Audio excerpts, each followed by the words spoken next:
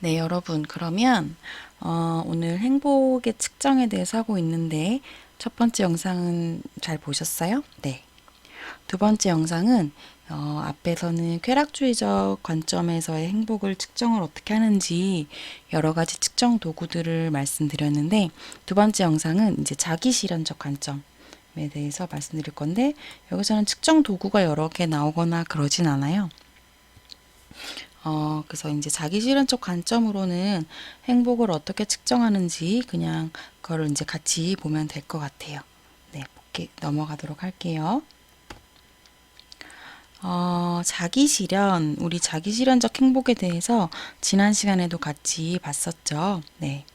그래서 자기 실현적 행복을 좀 다시 살펴보면 우리의 재능, 성격, 가치와 같은 우리 안에 있는 내적 잠재력을 개발하고 발현하는 것. 요때 느껴지는 것들이 이제 우리에게 자기 실현적 행복이라고 할 수 있어요. 그래서 우리가 앞에 영상에서 본 것처럼 쾌락주의적 관점에서는 삶이 행복합니까? 만족스럽습니까? 이런 것들을 측정하고 이런 것들을 확인하는 게 쾌락주의적 관점에서의 행복을 측정하는 거였어요. 근데 약간 달라요. 자기 실현적 관점에서는 당신은 왜 행복한가요? 요게 더 초점인 거예요. 그래서 쾌락주의적 관점에서의 행복과 자기 실현적 관점에서의 행복은 다른 측면을 측정한다는 걸 여러분들이 차이를 알고 계시면 될 것 같아요. 그래서 우리 앞에 쾌락주의적 관점에서 행복은 뭐랑 똑같았어요? 행복 이꼴 주관적 안정감. 네. 주관적 안정감이라고 해서 subjective well-being 해가지고 SWB였잖아요. 근데 자기 실현적 행복에서는 다른 개념이 나옵니다. 여기서는 근데 제가 방금 주관적 안정감이라고 했나요? 주관적 행복이라고 실수로 말한 것 같아서. 네, 행복은 주관적 안정감. 네. 그런데 자기 실현적 행복에서는 심리적 안정감이라는 이제 개념이 나오게 됩니다. 심리적 안정감은 psychological well-being 해서 PWB예요. 주관적 안정감이 SWB라면 여기서는 PWB 이렇게 심리적 안정감을 얘기를 합니다. 그래서 이 심리적 안정감을 이야기한 학자는 심리적 안정감이라는 게 이제 웰빙과 행복이라는 게 인간의 강점, 개인의 노력, 성장에 기초한 것이다. 그러니까 앞에서 주관적 안정감은 내가 삶에 얼마나 만족하는지, 긍정 정서가 어떤지, 부정 정서가 어떤지 이 세 가지로 얘기를 했잖아요. 그런데 여기 심리적 안정감에서의 웰빙이나 행복이라는 거는 인간의 강점, 개인의 노력, 성장 이런 것들이 주요한 그런 구성 요소라는 거죠. 그래서 이제 행복에 대한 여기서 쾌락주의를 아예 배제하는 건 아니에요. 행복에 대해서 쾌락주의적인 측면과 자기 실현적인 그 두 가지 모델을 통합하는 거예요. 합친 거예요. 그렇다 보니까 그 쾌락주의 관점에 나타났던 정서들도 여기에 포함이 되게 되죠. 그래서 심리적 안정감은 이렇게 세 가지로 구성이 되는 거예요. 정서적 안정감, 심리적 안정감, 사회적 안정감. 차이를 아시겠죠? 주관적 안정감은 세 가지가 뭐였어요? 주관적 안정감은 첫 번째, 삶의 만족, 두 번째, 긍정적 정서, 세 번째, 부정적 정서. 심리적 안정감은 그거랑 다르게 정서적 안정감, 심리적 안정감, 사회적 안정감. 그래서 각각에 대해서는 요 뒤에서 조금씩 설명을 드리도록 할게요.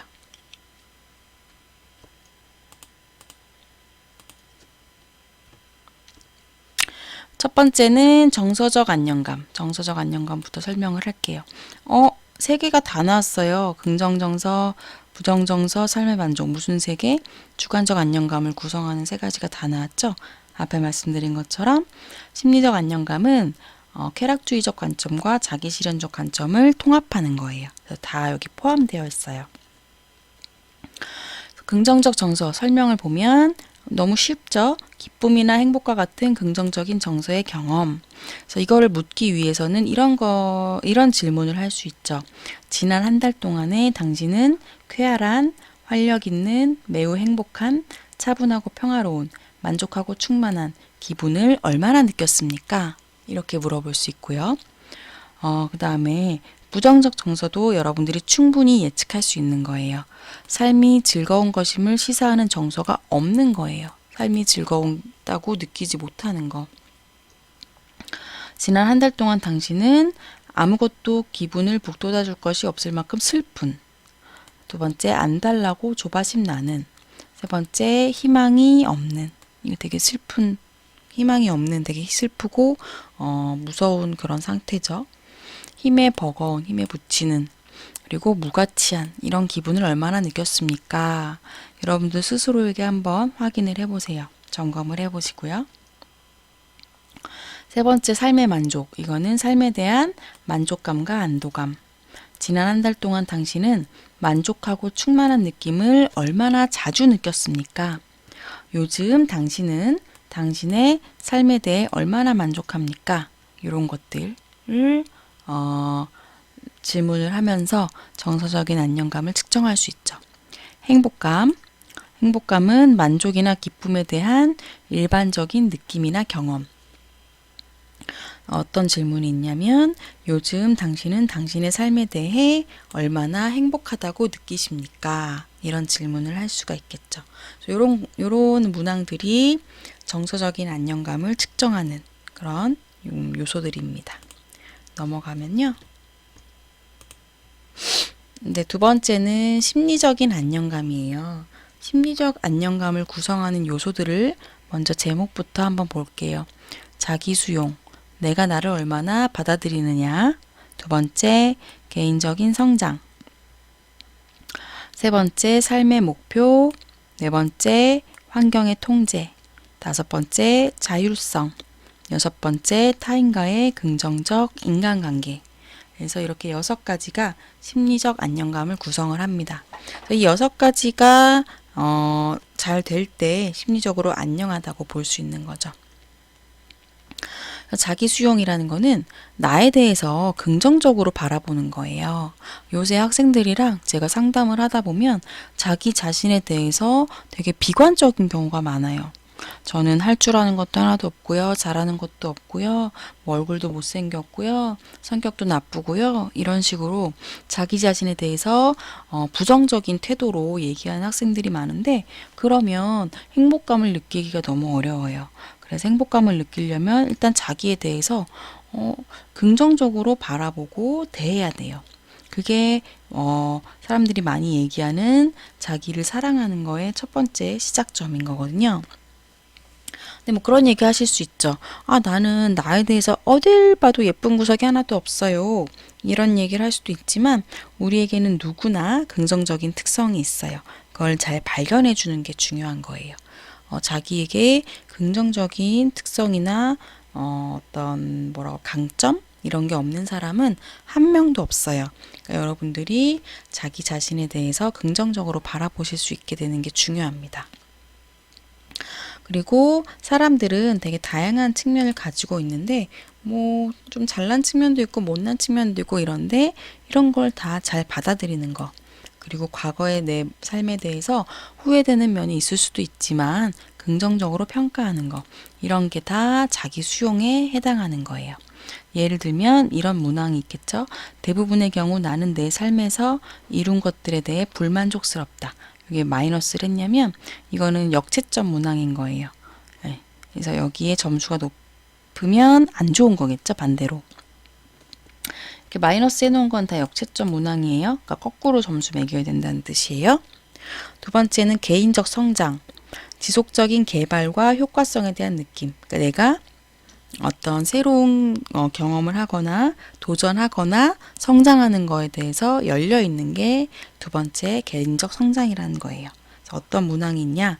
나는 내 자신과 세상에 대해 내가 생각하고 있는 것에 도전하는 새로운 경험을 하는 게 중요하다고 생각한다. 이런 문항이 있겠죠. 그리고 삶의 목표, 삶의 방향을 제시해주는 목표와 신념이 있음. 네, 이런 것들. 나는 순간순간을 살아갈 뿐이고 미래에 대해서는 정말 생각하고 싶지 않다. 이건 당연히 부정적인 문항이니까 마이너스 역채점이겠죠.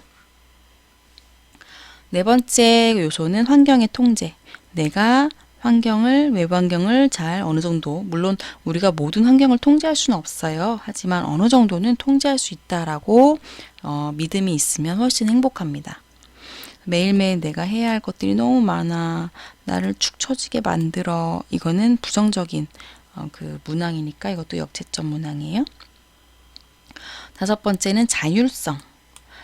내가 내 삶을 주도적으로 살아가는 것에 대해서 편안하게 느끼고 스스로 기준을 가지고 다른 사람으로부터 어떤 부정적인 사회 압력에 저항할 수 있는 것.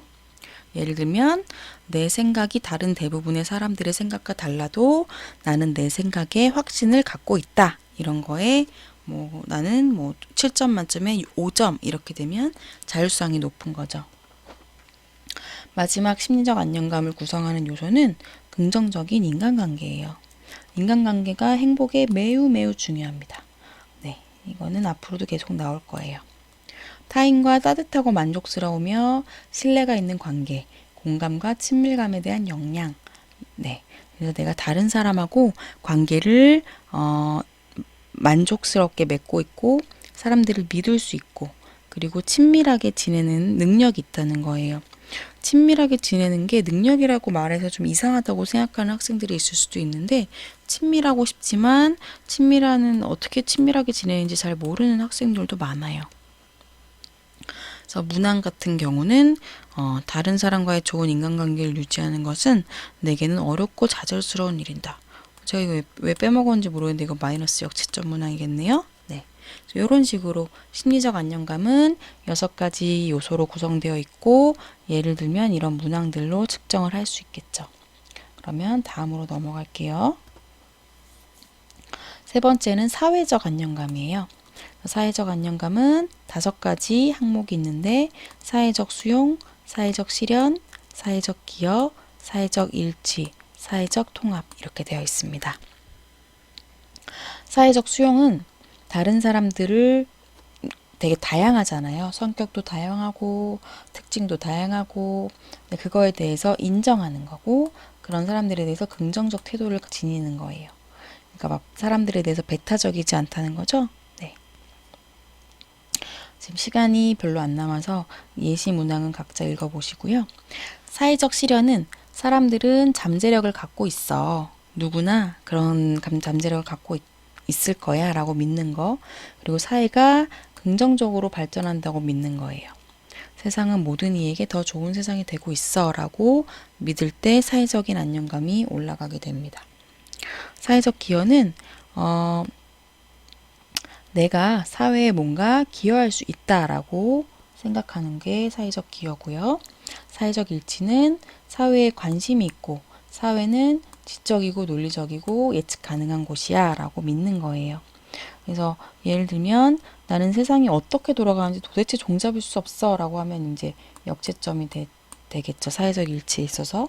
근데 요즘 같은 상황, 코로나처럼 진짜 종잡을 수가 없는 이런 상황이 생기면 사회적 일치는 떨어지고 그러면 사람들의 사회적 안정감은 당연히 떨어지게 되겠죠. 요즘 같은 상황이 되게 저는 안타까운 것 같아요. 이거는 개인적으로 행복감이 높았던 어떤 심리적인 안정감이 높았던 사람들도 네, 이런 일이 일어나면 사회적 안정감 떨어질 수 있는 것 같아요. 그리고 사회적 통합, 내가 뭔가 지역사회에 소속감이 느끼는 거, 그리고 지역사회로부터 안락감과 지지를 받는 거. 네, 역체점 문항이 나왔네요. 나는 지역사회라고 불릴 수 있는 그 어떤 것에도 속하지 않는다라고 믿는다. 네, 이건 역체점 문항이고 우리가 뭔가 어딘가에 소속감이 있을 때 사회적인 안정감을 느끼는데 여러분들이 서울에 사실 수도 있고 다른 지역에 사실 수도 있는데 내가 살고 있는 어떤 도시나 어떤 구, 무슨 동, 구로구 예를 들면 그런 지역사회에 소속되어 있는 소속감을 느끼는 것도 중요하고 여러분은 현재 동양미래대학이라는 소속이 되어 있죠. 여기서도 내가 소속감을 느끼느냐 아니면 내가 학교에 오긴 하지만 소속감을 느끼지 못한다. 이거에 따라서 사회적인 안정감의 차이가 클 수 있습니다. 네, 넘어갈게요. 그래서 이제 여기서 또 하나의 이제 자기 실현적 관점에서 다른 이론이 하나가 더 나와요. 그래서 빨리 설명을 해볼게요. 시간이 얼마 남지 않아서. 자기 결정 이론이라는 거예요. 자기 결정 이론이라는 건데 이거는 웰빙이나 행복이 세 가지의 심리적인 욕구가 충족될 때 거기서 나올 수 있다는 거고 그 세 가지는 자율성, 유능감, 관계성입니다. 그래서 이 앞에서 그 앞에 잠깐만 갔다 올게요. 시간은 없지만 심리적 안정감 세 가지 구성 요소는 정서적, 심리적, 사회적이었는데 여기서 여기 자기결정 이론에서는 뭐였어요? 자율성, 유능감, 관계성 다르죠. 그래서 앞에 심리적 안정감 이론에서랑 다르게 자기결정 이론에서는 요 세 가지로 나눠서 이 행복을 구성한다고 봤고요. 그래서 자율성은 자신의 활동을 다른 누가 시켜서 남이 시켜서가 아니라 자기 스스로가 자기의 활동을 선택하는 거. 그리고 자기가 선택한 게 나에 대한 개념과 일치할 때 자율성이 올라간다고 보는 거예요. 유능감은 우리 능력에 더 많은 확신을 갖게 하는 결과가 나의 노력을 통해서 달성됐을 때, 그러니까 내가 뭔가 원했던, 예를 들면 제가 제빵사가 되고 싶었는데 막 진짜 열심히 노력을 해서 내가 진짜 빵을 잘 만드는 사람이 됐다. 이럴 때 내가 유능감이 향상되는 거예요. 관계성은 사람들과의 관계예요. 아, 내가 친구들이랑 좀 피상적인 관계만 맺고 있는 것 같아. 그러면 관계성이 좀 떨어지겠죠. 그게 아니라, 나는 친구들이랑 있을 때 너무 서로 막 친밀하고 공감도 잘 되고 이럴 때 관계성이 향상이 되는 거예요. 이렇게 세 가지가 되게 중요하다고 보는 게 자기 결정 이론이고요. 하나의 연구 나오는 것만 간단하게 소개하고 오늘 강의는 마무리할 거예요. 하나의 그 대학생들을 대상으로 이제 연구를 했는데 이 자기결정 이론에 대해서 연구를 한 거예요. 그래서 76명의 대학생에게 14일, 2주 동안 일기를 쓰도록 합니다. 이 일기에는 어떤 내용이 들어가냐면 하루 종일 했던 활동이 이 세 가지 중에 어디에 해당하는지, 예를 들면 내가 스스로 과제를 했다. 그건 자율성에 해당할 거고요.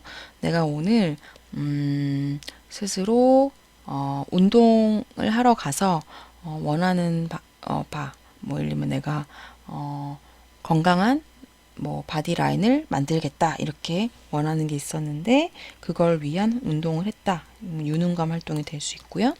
내가 오랜만에 친구 누구누구를 만나서 3시간 동안 같이 대화를 했다. 그러면 관계성 활동에 포함이 되는 거예요.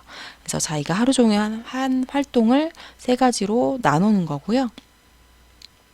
이 활동 말고도 그날의 그때 이제 정서라던가 그날의 활력 수준이라던가 질병과 관련된 신체 증상이라든가 이런 여러 가지를 기록을 하게 됩니다. 2주의 기간 동안. 그랬을 때 어떤 결과가 나타나는지 이제 보는 거예요. 그래서 결과를 보시면 제가 이 되게 오래된 연구라서 그 그래프가 되게 옛날에 그린 거라서 화질이 좋지 않지만 그 논문에 나온 걸 가져왔어요.